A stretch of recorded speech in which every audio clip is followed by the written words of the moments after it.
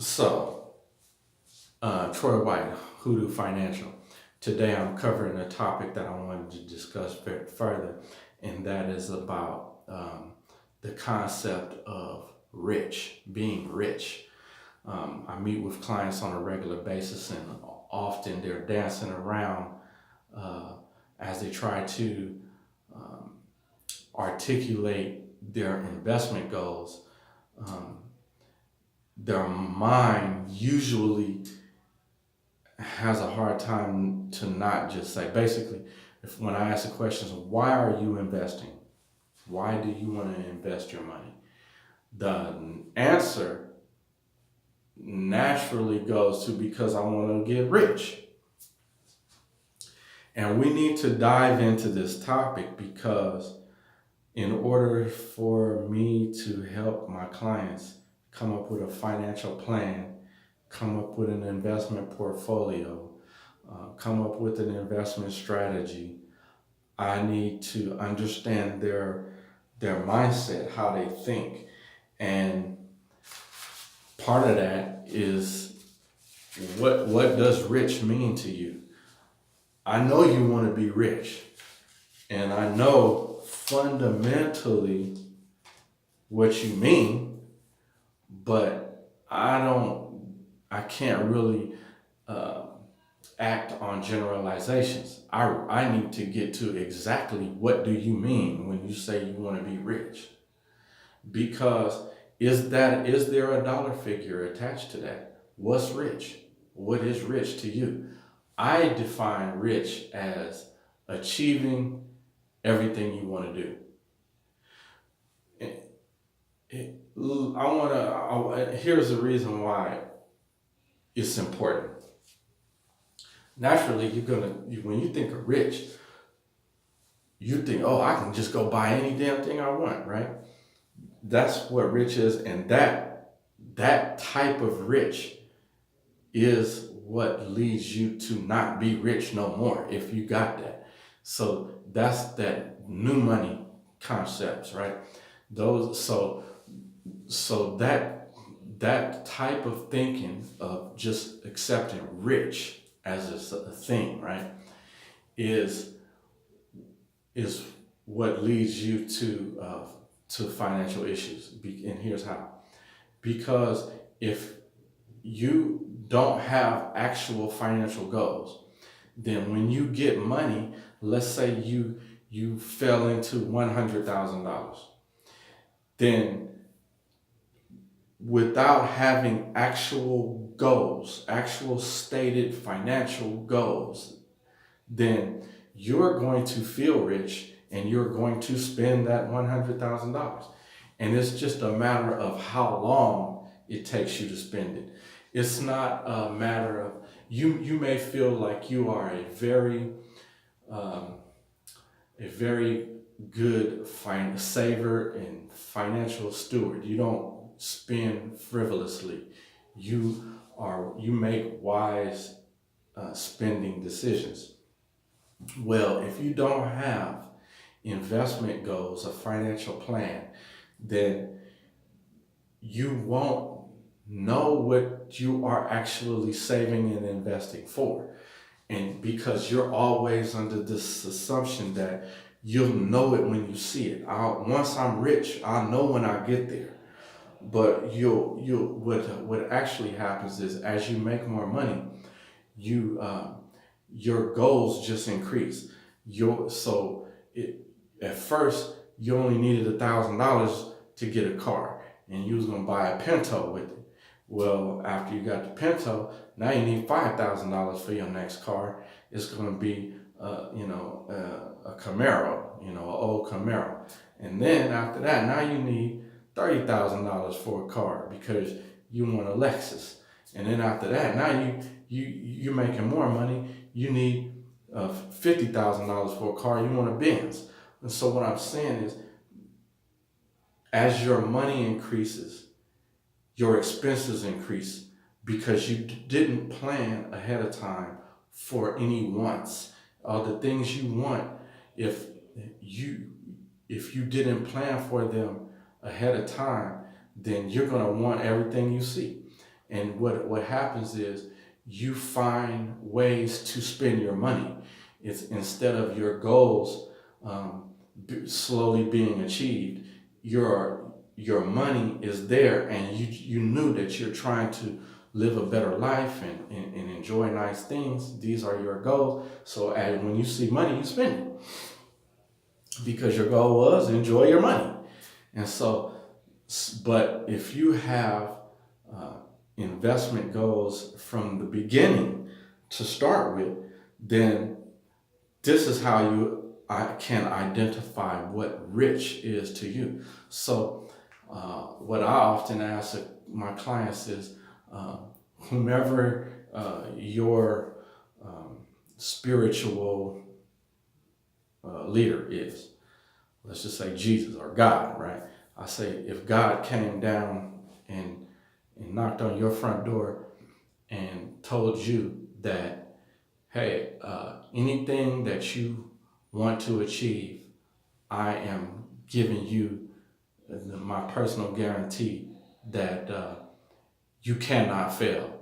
Nothing that you are going to enter into is going to fail. So do whatever you want to do.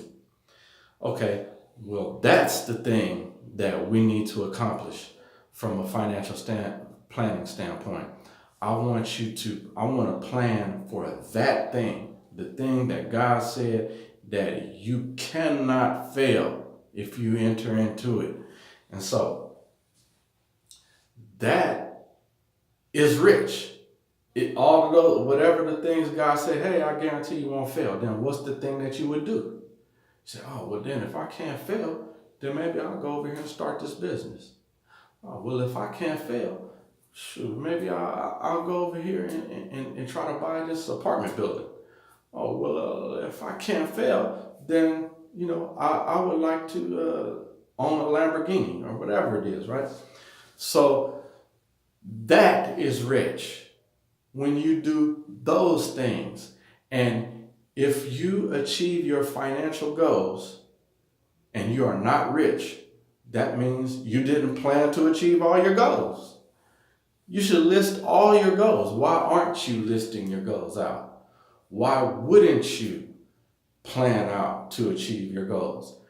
And usually the reason is because you're scared. You don't think you can achieve them. Well, if you do believe that you have the ability to achieve your goals, then first of all, we need to identify them. So let's identify your goals and let's set a time horizon to achieve those goals. So goal one, we need to start on that one. And actually, we don't start one and then finish one. We don't start one and then finish one. No, we line them all up, and then we precision target those goals. We take actions that are going to achieve those goals along that time horizon. Maybe a lot of different actions and a lot of different activities that we need to enter into to achieve them. But the point is, we don't have the luxury of doing one at a time. We need to kill 2 and 3 birds with one stone. So we line them up and start knocking them down. And so in order for us to ever become rich, we need to identify, well, what would rich be to me? So go look at you instantly think of a car and a house, right? All right, go to some open houses and look at the actual house you want to have in your life. And if that house is $1 million house, hey, write it down. It's a goal now. Hey, what kind of cars do you want? If those are $100,000 cars, write it down. That's a goal now. If vacations are part of being rich to you, write it down. Those are goals now. So we need to identify everything that's the maximum, most best case scenario for your financial life. And that equals rich. Check this out. Let's take one person that is a millionaire. It's 3 people, right? One person is a millionaire. person standing next to him is a 10 millionaire. And the person standing next to him is a 100 millionaire. Now, all of them live in the same neighborhood. They might have, one might have a bigger house than the other. One might have a couple more cars than the other. One might have a bigger boat than the other. But all of them have an excess of $1 million in addition to whatever assets they have. One has $1 million, the other has $10 million, and one has $100 million. But realize that those assets are in excess of everything else they already have achieved. So, who's rich? All of them or none of them? Have they achieved their goals? Well, all of them have $1 million that is not being used. They don't need to spend it right now. So what's the difference than if I had the 1 million, the 10 million, or the 100 million extra? I just have extras. It's just extra zeros. I've achieved my goals. So that excess funds that I have is just how I'm keeping score. That's just how, hey, I've devised a business that's generating income. This is how we keep score on whether we're doing good or bad. But rich means I've achieved all my goals. So it doesn't make a difference, the excess that I have, because my goals is what counts. Again, you say, well, you want to leave money to your kids or something, right? Goals. Isn't that part of your goal? So, yeah, with my excess, I want my excess, right? I want more money. But realize that the money sitting in your bank account right now is excess. It's sitting there. You're not using it right now. It's not in your pocket. So you got to understand that finance and investment is about achieving your goals. But we get caught up with the digits and the green dollars. We look at the green dollars, but that's not rich. You know that some dude might have a table piled up with money. But that doesn't mean he's rich, right? That doesn't mean he's got a table piled up with money. And, rich is about income, expenses, and assets, liabilities, goals, dreams. All of that is mixed in there. There's not, for every person, rich has a completely different dollar figure. So I'm asking you, what's rich to you? Come up with the number. Identify the number. How you ever going to get there if you don't even know what it is? How can you get rich? You don't really want to be rich. If you didn't even identify what it is, because before you can even identify what it is, that's how we're going to work backwards to get to it. So if rich to you is $3,567,982.39, how are we going to get to it? We needed to know that number first. If that equals rich, meaning you would achieve all of your goals if you did that. Okay, that's rich. Now we know we got a target. We can get there. We know what heavy lifting is required of you to get to that. I can tell you, I can prescribe it to you. Even if your job right now is making you $15 an hour, but rich is that $3 million and something dollar figure.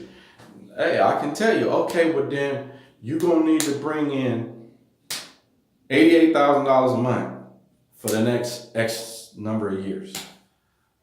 Then you say, well, damn, how am I going to get $88,000 a month? Hey, to me, but that's doable. We can come up with a way for you to do that, but the great part is that we identified the number. We know, okay, $88,000 per month. Right off the bat, I can X a whole bunch of stuff off the list because that ain't gonna get me 88,000. So, hey, wonderful. I know there's a whole bunch of stuff. I don't even need to waste my time with that. I need to think about, okay, what can bring in 88 G's? Okay, that's where I need to target my focus, my efforts on. So, what's rich to you? Come up with the number and let's work backwards. Then you can figure out how you can get there. Just a thought. Holla.